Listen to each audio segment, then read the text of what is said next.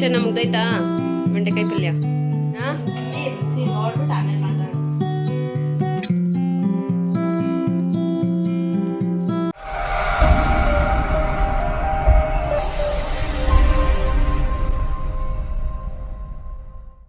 Hi guys, welcome back to my YouTube channel. ಎಲ್ಲರೂ ಹೇಗಿದ್ದೀರಾ? I hope ಎಲ್ಲರೂ ಚೆನ್ನಾಗಿದ್ದೀರಾ ಅಂತ ಹೇಳಿ. ಇನ್ನು ನಾನು ಕೂಡ ತುಂಬಾ ಚೆನ್ನಾಗಿದ್ದೀನಿ. ಇನ್ನು ಇವತ್ತಿನ ಸಂಡೇ ಲಾಗ್ನ ನಾನು ಮಾರ್ನಿಂಗ್ 8 o'clock ಸ್ಟಾರ್ಟ್ ಮಾಡ್ತಾ ಇದ್ದೀನಿ. ಗೈಸ್, ಇವತ್ತಿನ ಸ್ಪೆಷಲ್ ಏನಂತ ಅಂದರೆ, ಇವತ್ತಿನ ಲಾಗಲ್ಲಿ ನಾನು ರೆಸಿಪಿನ ಶೇರ್ ಮಾಡ್ತಾ ಇದ್ದೀನಿ. ಅದು ನನ್ನ ಫೇವ್ರೇಟ್ ರೆಸಿಪಿ. ಅದು ಯಾವ ರೆಸಿಪಿ ಅಂತ ಹೇಳಿದ್ರೆ ಬೆಂಡೆಕಾಯಿ ಪಲ್ಯ ಹಾಗೂ ಚಪಾತಿ. ಇನ್ನು ಅದರಲ್ಲಿ ಏನು ಸ್ಪೆಷಲ್ ಅಂತ ಹೇಳಿದರೆ, ಇವತ್ತಿನ ರೆಸಿಪಿನ ನಮ್ಮಮ್ಮ ಮಾಡ್ತಾ ಇರೋದು. ಸೊ ನಮ್ಮಮ್ಮ ಮಾಡ್ತಾ ಇರೋದನ್ನ ನಾನು ರೆಕಾರ್ಡ್ ಮಾಡಿ ಹಾಕ್ತಾ ಇದ್ದೀನಿ. ಏನಂತ ಅಂದರೆ ತುಂಬಾ ಸಿಂಪಲ್ಲಾಗಿ, ಈಸಿಯಾಗಿ ಆ್ಯಂಡ್ ಟೇಸ್ಟಿಯಾಗಿ ಮಾಡ್ತಾರೆ. ಸೊ ಆದ್ದರಿಂದ ನಾನು ವಿಡಿಯೋದಲ್ಲಿ ಶೇರ್ ಮಾಡ್ಕೊಬೇಕು ಅಂತ ಹೇಳಿ ಇವತ್ತಿನ ಲಾಗಲ್ಲಿ ಶೇರ್ ಮಾಡ್ಕೊತಾ ಇದ್ದೀನಿ. ಇನ್ನು ನೀವು ಕೂಡ ಮನೇಲಿ ಟ್ರೈ ಮಾಡಿ, ಈಸಿಯಾಗಿರುತ್ತೆ ಅಂತ ಹೇಳ್ತಾ, ನೀವು ಈಸಿಯಾಗಿ ಮನೇಲಿ ಟ್ರೈ ಮಾಡಬೇಕು ಅಂತ ಅಂದರೆ ಈ ವಿಡಿಯೋನ ಒಂದು ಸ್ವಲ್ಪನೂ ಸ್ಕಿಪ್ ಮಾಡದೆ ಎಂಡ್ ತನಕ ನೋಡಿ ಅಂತ ಕೇಳ್ಕೊತಾ ಇದ್ದೀನಿ. ಓಕೆ ಗಾಯ್ಸ್, ಇನ್ನು ಲೇಟ್ ಮಾಡದೆ ರೆಸಿಪಿನ ನೋಡ್ಕೊಂಡು ಬರೋಣ. ಗೈಸ್, ಮೊದಲಿಗೆ ಒಂದು ಪ್ಯಾನ್ ಇಟ್ಕೊಂಡು ಅದು ಬಿಸಿ ಆದ ನಂತರ ಒಂದು 3 to 4 ಟೇಬಲ್ ಸ್ಪೂನ್ ಅಷ್ಟು ಆಯಿಲ್ ಹಾಕ್ಕೊಳ್ಬೇಕು. ಸೊ ಆಯಿಲ್ ಸ್ವಲ್ಪ ಬಿಸಿ ಆದಮೇಲೆ ಸಾಸಿವೆ ಒಂದು 1/4 ಸ್ಪೂನ್ ಅಷ್ಟು ಹಾಕ್ಕೊಂಡು ಅದು ಸ್ವಲ್ಪ ಸಿಡಿದಿದ್ಮೇಲೆ ಒಂದು ಈರುಳ್ಳಿ, ಸಣ್ಣ ಈರುಳ್ಳಿನ ತಗೊಂಡಿದ್ದೀವಿ. ಸೊ ನಾವು ಸ್ವಲ್ಪ ಮಾಡ್ತಿರೋದ್ರಿಂದ ನೀವು ಬೆಂಡೆಕಾಯಿ ಏನಾದರೂ ಜಾಸ್ತಿ ತಗೊಂಡಿದ್ರೆ ಒಂದು ಈರುಳ್ಳಿ, ಮೀಡಿಯಂ ಸೈಜ್ ಈರುಳ್ಳಿನ ಈ ರೀತಿ ಉದ್ದುದಾಗಿ ಕಟ್ ಮಾಡಿಕೊಂಡು ಹಾಕೊಳ್ಳಿ. ಸೊ ಈರುಳ್ಳಿ ಒಂದು ಸ್ವಲ್ಪ ಬೆಂದಿದೆ ಅಂತ ಅನ್ನೋವಾಗ ಕರಿಬೇವಿನ ಸೊಪ್ಪನ್ನು ಕೂಡ ಆ್ಯಡ್ ಮಾಡ್ಕೊತಾ ಇದ್ದೀವಿ. ಇನ್ನು ಈರುಳ್ಳಿ, ಕರಿಬೇವಿನ ಸೊಪ್ಪು, ಸಾಸಿವೆ ಎಲ್ಲ ಹಾಕಿದಾದ್ಮೇಲೆ ಈ ರೀತಿ ಸಣ್ಣ ಸಣ್ಣದಾಗೆ ನೀಟಾಗಿ ವಾಶ್ ಮಾಡಿ ಸಣ್ಣ ಸಣ್ಣದಾಗಿ ಕಟ್ ಮಾಡ್ಕೊಂಡು ಇಟ್ಕೊಂಡಿರೋಂತಹ ಬೆಂಡೆಕಾಯಿನ ಇವಾಗ ಸೇರಿಸ್ಕೊತಾ ಇದ್ದಾರೆ. ಇನ್ನು ಬೆಂಡೆಕಾಯಿನ ಈ ರೀತಿ ತಿರುಗಿಸ್ಕೊಳ್ಳೋವಾಗೂ ಕೂಡ ನಿಧಾನಕ್ಕೆ ಹುಷಾರಾಗಿ ತಿರುಗಿಸ್ಬೇಕು. ಇಲ್ಲ ಅಂತ ಅಂದರೆ ಅದು ಸ್ವಲ್ಪ ಸ್ಪ್ಲಿಟ್ ಆಗಿಬಿಡುತ್ತೆ, ಎಲ್ಲ ಚೂರು ಚೂರು ಥರ ಆಗುತ್ತಲ್ಲ, ಆ ರೀತಿ ಆಗಿಬಿಡುತ್ತೆ. ಇನ್ನು ಬೆಂಡೆಕಾಯಿ ಹಾಕೊಂಡಿದ ನಂತರನೇ ಸ್ವಲ್ಪ ರುಚಿಗೆ ತಕ್ಕಷ್ಟು ಉಪ್ಪನ್ನು ಕೂಡ ಸೇರಿಸ್ಕೊತಾ ಇದ್ದಾರೆ. ಇನ್ನು ಉಪ್ಪನ್ನು ಕೂಡ ಆ್ಯಡ್ ಮಾಡ್ಕೊಂಡಿದ ನಂತರ ಈ ರೀತಿ ನಿಧಾನವಾಗಿ ನೀಟಾಗಿ ಉಪ್ಪೆಲ್ಲ ನೀಟಾಗಿ ಎಲ್ಲ ಕಡೆನೂ ಹಿಡಿಯೋ ರೀತಿ ನೀಟಾಗಿ ಈ ರೀತಿ ತಿರುಗಿಸ್ಕೊಳ್ಬೇಕು. ಇನ್ನು ಉಪ್ಪನ್ನು ಹಾಕಿ ಒಂದು ಸಲ ನೀಟಾಗಿ ಮಿಕ್ಸ್ ಮಾಡಿದ ನಂತರ ನೀಟಾಗಿ ಒಂದು ಪ್ಲೇಟ್ನ ಕ್ಲೋಸ್ ಮಾಡಿ ಮೀಡಿಯಂ ಫ್ಲೇಮ್ನಲ್ಲಿ ಅದು ಸ್ವಲ್ಪ ಬೇಯಬೇಕು. ಇನ್ನು ಬೆಂಡೆಕಾಯಿ ಬೇಯೋ ಅಷ್ಟರಲ್ಲಿ ನೆಕ್ಸ್ಟು ಟೊಮೊಟೊ ಹಣ್ಣು, ಈ ರೀತಿ ಸಣ್ಣ ಸಣ್ಣದಾಗಿರೋಂತಹ 2 ಟೊಮೊಟೊ ಹಣ್ಣು ತಗೊಂಡಿದ್ದಾರೆ. ಇನ್ನು 2 ಟೊಮೊಟೊನ ಈ ರೀತಿ ಸಣ್ಣ ಸಣ್ಣದಾಗಿ ಕಟ್ ಮಾಡಿ ಇಟ್ಕೊತಾ ಇದ್ದಾರೆ. ಗೈಸ್, ಏನಂತ ಅಂದರೆ ಇನ್ನು ಕೆಲವರು ಟೊಮೊಟೊ ಹಣ್ಣ ಒಂದು ಹಾಕ್ಕೊಂಡು ಸ್ವಲ್ಪ ಹುಣಸೆಹುಳಿನ ಆ್ಯಡ್ ಮಾಡ್ಕೊತಾರೆ. ಇನ್ನು ನಮ್ಮನೇಲಿ ಹುಣಸೆಹುಳಿ ಯೂಸ್ ಮಾಡೋವಂತಹ ಬೆಂಡೆಕಾಯಿ ಪಲ್ಯ ಇಷ್ಟ ಆಗೋದಿಲ್ಲ ಯಾರಿಗೂ. ಅದೊಂಥರ ಹುಳಿ ಥರ ಹೊಡಿತಾ ಇರುತ್ತೆ. ಸೊ ಬೆಟರ್ ಏನಂತ ಅಂದರೆ ಟೊಮೊಟೊ ಹಣ್ಣನ್ನೇ ಟೊಮೊಟೊ ನಾವು ಹಾಕಿದಷ್ಟು ಬೆಂಡೆಕಾಯಿ ಪಲ್ಯ ತುಂಬಾ ಟೇಸ್ಟಿಯಾಗುತ್ತೆ.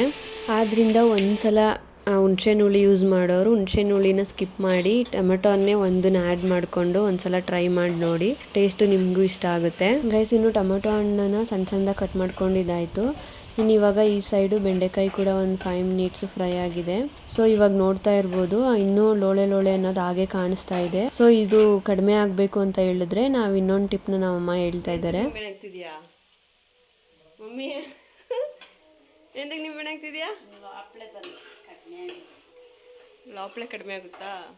ಫ್ರೆಂಡ್ಸ್, ಏನಂತ ಅಂದರೆ ಬೆಂಡೆಕಾಯಲ್ಲಿ ಇರೋಂತಹ ಈ ಲೋಳೆ ಥರ ಇದೆಯಲ್ಲ, ಅದು ಕಡಿಮೆ ಆಗಬೇಕು ಅಂತಂದರೆ ಒಂದು 3 to 4 ಡ್ರಾಪ್ ಅಷ್ಟು ನಿಂಬೆ ಹುಳಿನ ಹಾಕ್ಕೊಳ್ಬೇಕಂತೆ. ಸೊ ಆ ನಿಂಬೆ ಹುಳಿನ ಹಾಕ್ಕೊಳ್ಳೋದ್ರಿಂದ ಈ ಲೋಳೆ ಅನ್ನೋದು ಕಡಿಮೆ ಆಗುತ್ತೆ. ಇನ್ನು ಕೆಲವರು ಏನು ಮಾಡ್ತಾರೆ ಅಂದರೆ ಒಗ್ಗರಣೆ ಹಾಕೋಕ್ಕಿಂತ ಮುಂಚೆನೇ ಬೆಂಡೆಕಾಯಿನ ಎಣ್ಣೆಯಲ್ಲಿ ಫ್ರೈ ಮಾಡ್ಕೊತಾರೆ. ಸೊ ಆ ರೀತಿ ಮಾಡೋದ್ರಿಂದನೂ ಅಷ್ಟೇ ಬೇಗ ಏನು ಕಡಿಮೆ ಆಗೋದಿಲ್ಲ, ಅದು ತುಂಬ ಹೊತ್ತು ಹುರಿಬೇಕಾಗುತ್ತೆ. ಅದು ಎಷ್ಟು ಒಂದು 10 minutes ಹುರಿದ್ರೂ ಕೂಡ ಕಡಿಮೆ ಆಗುತ್ತೆ, ಇಲ್ಲ ಅಂತ ಅಲ್ಲ. ಬಟ್ ಇನ್ನು ಜಾಸ್ತಿ ತಳ ಹಿಡಿಯೋ ಥರ ಆಗುತ್ತೆ, ಒಂಥರ ಬೆಂಡೆಕಾಯಿದು ಆ ಲೋಳೆ ಎಲ್ಲನೂ ಸೀದೋಗೋ ಥರ ಆಗುತ್ತೆ. ಆದ್ರಿಂದ ಏನಂತ ಅಂದರೆ, ಸೊ ಟೈಮ್ ಕಡಿಮೆ ಇದೆ, ಹಾಗೆ ಸಪ್ರೇಟಾಗಿ ಹುರಿದು ಮಾಡೋಕ್ಕಾಗೋದಿಲ್ಲ ಅಂತ ಹೇಳಿದ್ರೆ ಈ ರೀತಿ ಡೈರೆಕ್ಟಾಗಿ ಒಗ್ಗರಣೆ ಮಾಡ್ಕೊಂಡೇನೆ ಬೆಂಡೆಕಾಯಿ ಪಲ್ಯನ ಮಾಡ್ಕೊಳ್ಬೋದು. ಏನಂದರೆ ಒಂದು 3 to 4 ಡ್ರಾಪ್ಸ್ನ ನಿಂಬೆಹುಳಿನ ಆ್ಯಡ್ ಮಾಡ್ಕೊಂಡ್ರೆ ಆಗುತ್ತೆ. ಇನ್ನು ಇವಾಗ ನೆಕ್ಸ್ಟು ಸಣ್ಣ ಸಣ್ಣದಾಗೆ ಕಟ್ ಮಾಡ್ಕೊಂಡು ಇಟ್ಕೊಂಡಿರೋಂತಹ ಟೊಮೆಟೊ ಹಣ್ಣನ್ನ ಆ್ಯಡ್ ಮಾಡ್ಕೊತಾ ಇದ್ದಾರೆ. ಇನ್ನು ಹಾಗೆ ಬೆಂಡೆಕಾಯಿ ಪಲ್ಯ ಸ್ವಲ್ಪ ತೆಳ ಇದ್ರೆ ಟೇಸ್ಟ್ ಚೆನ್ನಾಗಿರುತ್ತೆ. ಆದ್ರಿಂದ ಸ್ವಲ್ಪ 1 ಗ್ಲಾಸ್ ಆಗೋಷ್ಟು ನೀರನ್ನು ಕೂಡ ಬಿಸಿ ಇಟ್ಕೊತಿದ್ದಾರೆ. ಇನ್ನು ತಣ್ಣೀರು ಹಾಕಿದ್ರೆ ಬೆಂಡೆಕಾಯಿ ಚಿಲ್ತ್ಕೊಂಡ್ಬಿಡುತ್ತೆ ಅಂತ ಹೇಳ್ಬಿಟ್ಟು ಸ್ವಲ್ಪ ಬಿಸಿಗೆ ಇಟ್ಕೊತಾ ಇದ್ದಾರೆ. ಇದಾದ್ಮೇಲೆ ಇಲ್ಲೊಂದು 1.5 ಟೇಬಲ್ ಸ್ಪೂನ್ ಅಷ್ಟು ಸಾಂಬಾರ್ ಪೌಡರ್ ಕೂಡ ಆ್ಯಡ್ ಮಾಡ್ಕೊತಾ ಇದ್ದಾರೆ. ಇನ್ನು ಈ ಸಾಂಬಾರು ಪೌಡರು ಅಷ್ಟೇ ಮನೇಲಿ ಮಾಡಿದಂತಹ ಸಾಂಬಾರು ಪೌಡರ್ನೇ ಬಳಸಿ ಅವಾಗ ಟೇಸ್ಟ್ ಚೆನ್ನಾಗಿರುತ್ತೆ.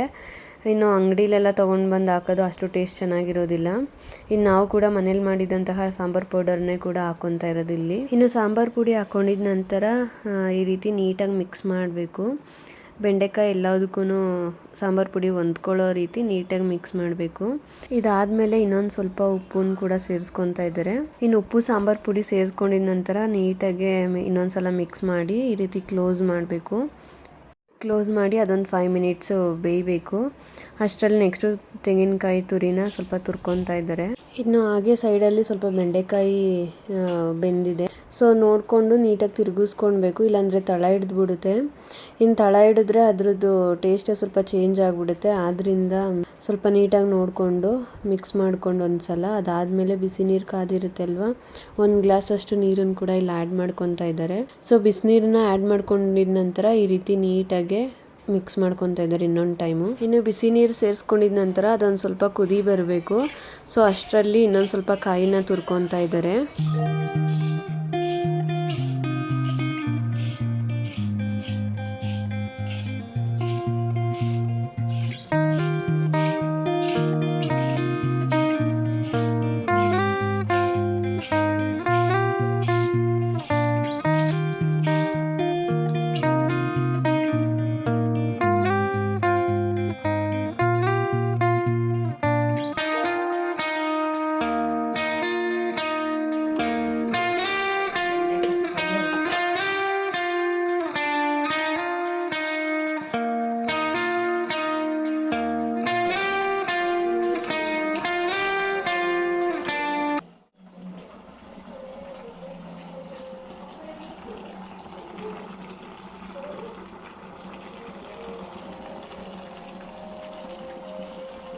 ಇನ್ನು ತೆಂಗಿನಕಾಯಿನ ತುರಿದು ಸ್ವಲ್ಪ ಆ್ಯಡ್ ಮಾಡ್ಕೊಂಡಿದ್ದಾರೆ. ಹಾಗೆ ಸಣ್ಣ ಸಣ್ಣದಾಗಿ ಕೊತ್ತಂಬರಿನ ಕೂಡ ಕಟ್ ಮಾಡಿಕೊಂಡು ಅದನ್ನು ಕೂಡ ಆ್ಯಡ್ ಮಾಡ್ಕೊತಾ ಇದ್ದಾರೆ. ಕೊನೆಯಲ್ಲಿ ಈ ರೀತಿ ಒಂದೇ ಒಂದು ಬೆಂಡೆಕಾಯಿನ ಎತ್ಕೊಂಡು ಒಂದ್ಸಲ ಚೆಕ್ ಮಾಡ್ಕೊಳ್ಳಿ ಅದು ಸ್ವಲ್ಪ ಚೆನ್ನಾಗಿ ಬೆಂದಿದೆಯಾ ಅಂತ. ಇಷ್ಟೇ ಮುಗ್ದೈತಾ ಬೆಂಡೆಕಾಯಿ ಪಲ್ಯ. ಇನ್ನು ಬೆಂಡೆಕಾಯಿ ನೀಟಾಗಿ ಬೆಂದಿದೆಯಾ ಅಂತ ಒಂದು ಸ್ವಲ್ಪ ಬೆಂಡೆಕಾಯಿನ ಎತ್ಕೊಂಡು ನೋಡಿ.